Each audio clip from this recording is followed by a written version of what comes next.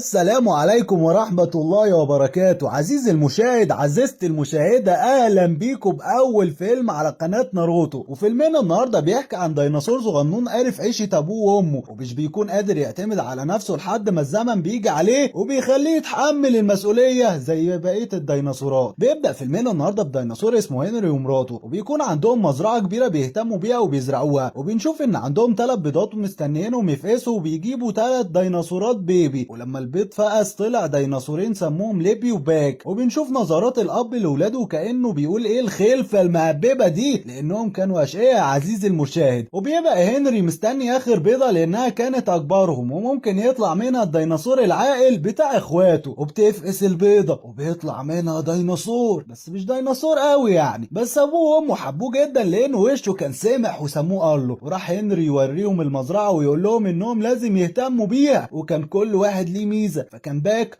قوي بيشيل الحاجات التقيلة، وليبي كانت ديناصورة شقية ودايما بتضحك عليهم. اما ارلو كان ميزته انه ملوش لازمة وجبان وضعيف، تحسوا منه عيال اليومين دول. وكانوا بيشتغلوا كلهم في المزرعة، وابوهم كان عامل حاجة زي مخزن للمحصول عشان ما يتسرقش، ومراته بتقول له ان لازم يحط البصمة بتاعته على المخزن، اصله كان مخزن متطور يا عزيزي المشاهد. فبيقول لها انت تستحقي تعملي كده الاول، فبتحط رجلها في الطين وبتحط علامتها على المخزن، وهو بيعمل نفس الحكاية بعدها.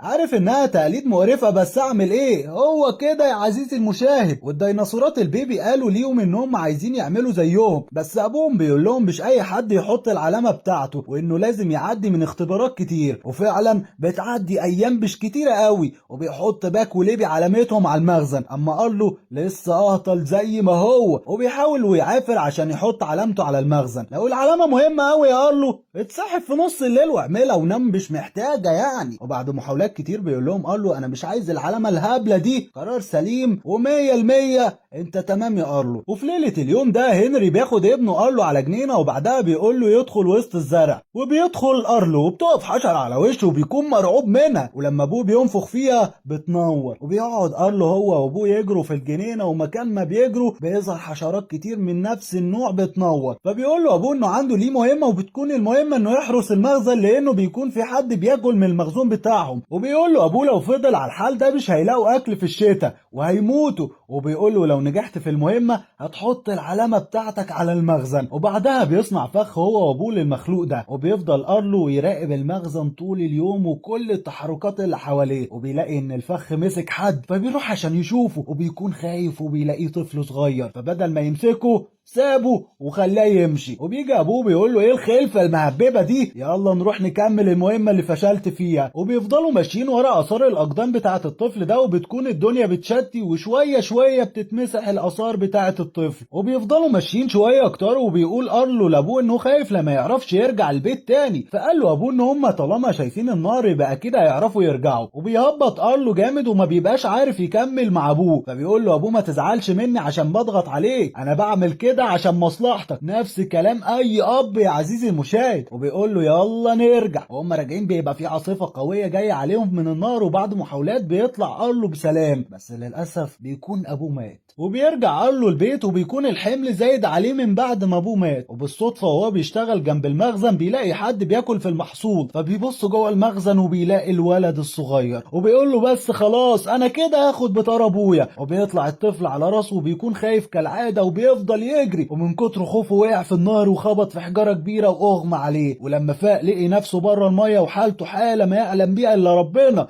وبعيد عن بيته خالص. وبيشوف الطفل الرخم فوق، فبيشد حيله وبيسب لديك امه عشان كان السبب في موت ابوه، لكن الولد بيهرب. وبيشوف النار وبيفتكر كلام ابوه، وبيبدا يدور على بيتهم. وفي الطريق ارلو بيكون جعان، فبيشوف شجره التوت دي، وبيفضل يحاول ويحاول ان هو يقطف ثمارها، لكن مش بيعرف، وبيقع ورجله بتتزنق بين الحجاره دي، ومش بيقدر يطلع رجله لحد تاني يوم. ولما بيصحى بيعرف يطلع رجله بسهوله، لكن ده لان في حد ساعده وحفر الحفره دي. وبيمشي والدنيا بتبدا تمطر، فبيصنع له خيمه زي الفل وبينام فيها. وفجاه بيدخل عليه الطفل وهو في بقه سحليه، لكن ارلو مش بيفهمه، فبيروح الطفل ويرجع في بقه حشره، وبيشاور ليه عشان ياكلها لحد ما بيجيب ليه توت، وارلو بيبدا يطفح. ولما بيخلص بيقول له انه مش عايز يأذيه، بس بشرط ان هو يعرفه فين مكان التوت. وفعلا الطفل الطفل بيواجهه بيطلعوا الجبل ده، لكن بيبقى الطريق ضيق، وارلو بيرجع يسب لديك الولد، لكن الولد بيعضه فبيمسك ارلو الجنب التاني ببقه وبيعمل جسر للطفل اللي بيعدي عليه، واخيرا بيوصلوا للشجره فبيتحمس ارلو وبيسند نفسه وبيدخل بعشم قوي، فبيقول له الولد لا لا لا لا ما ينفعش تجيب التوت كده، لكن ارلو مش بيسمع كلامه وبيقطه في نص الشجره، بس بينزل عليه التعبان المرعب ده، وبحكم ان هو جبان فمن شده خوفه بيقع على الارض وبيفضل يجري منه، لكن الولد العنيف بيجي وبيبجح مع التعبان لحد ما بيمشي، وفجاه بيظهر حيوان شبه الشجره وعليه حيوانات كتير، وبيقول لارلو يا بختك انا عايز طفل زي ده عشان يحميني، وبيقول كمان ان كل حيوان من اللي عليه بيحميه، اللي بيقضي على الناموس واللي بيقضي على الدبان. المهم الحيوان بيقول له ايه اسم الولد اللي معاك، فبيقول له انه لسه مش عارف اسمه، فبيقول له الحيوان خالصه، اللي ينادي على الطفل باسم لحد ما يرد عليه هو هيبقى صاحبه.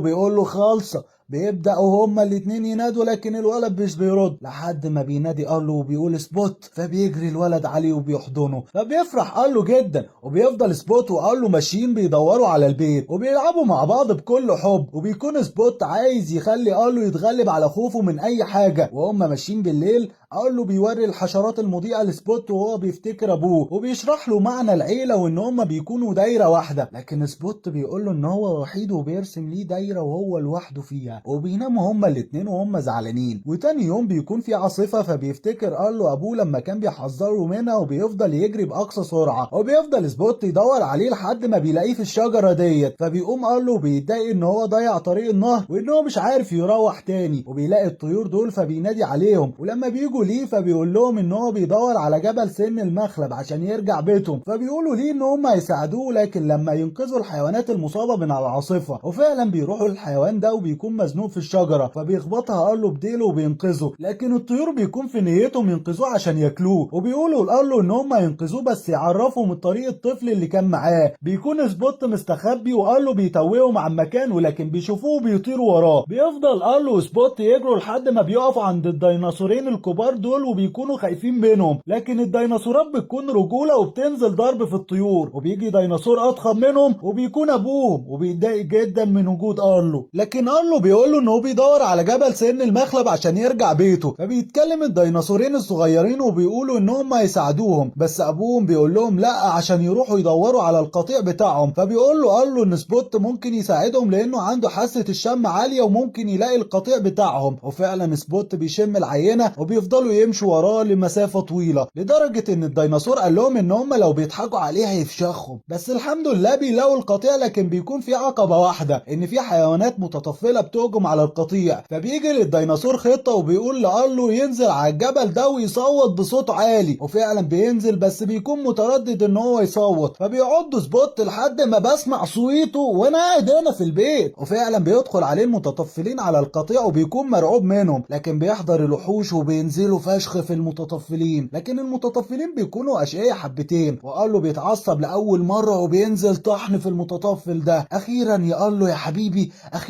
اخيرا بينهوا المعركه بالفوز وبيرجعوا القطيع بجداره، وبالليل بيفضلوا كلهم مع بعض يتكلموا وهم مبسوطين، وتاني يوم بيقول الديناصور الكبير لارلو ان هو عايزه يقود القطيع، وفعلا بيقوده من غير خوف، واخيرا بيوصل للنار وبيبدا يشق طريقه للبيت وهو بيتكلم مع سبوت على كميه الدلع اللي هيدلعوا ليه بعد ما يرجعوا، وفجاه بتظهر حاجه في السماء وارلو مش بيكون شايفها كويس لحد ما فعلا بيشوفها، وتكون الطيور اللي طلب منهم المساعده بياخدوا سبوت منه وبيرموه، فبيقع وبيتشبك في الاغصان دي، واثناء ما بيحاول يطلع بتقع الطوبه دي على دماغه فبيغمى عليه وبيحلم بابوه تاني، وهو بيفك وبيقول له ان هو لازم ينقذ صاحبه عشان هو شجاع مش جبان، وفعلا ارلو مش بيكذب خبر، وبيصحى من النوم وبيفك نفسه وبيفضل يدور على سبوت لحد ما فعلا بيلاقي الطيور محوطين سبوت، فبينزل ليهم بكل شجاعه وبيضربهم هو وسبوت، والعاصفه بترجع وبتكون شديده، وبيكون سبوت واقف على الشجره دي فبينط ليه ارلو عشان ينقذه، لكن العاصفه بتوصلهم، بس بيكون انقذوا فعلا وبيطلعوا من العاصفه، وبيمشوا مع بعض لحد ما بيلاقي سبوت واهله وبيسلم عليهم، ولما بيرجع على ظهر ارلو بينزله وبيحط جنب عيلته وبيرسم دايره حوالينه عشان يقول له ان هم عيله وما ينفعش يسيبوا بعض، وفعلا بيودع ارلو سبوت وبيمشي،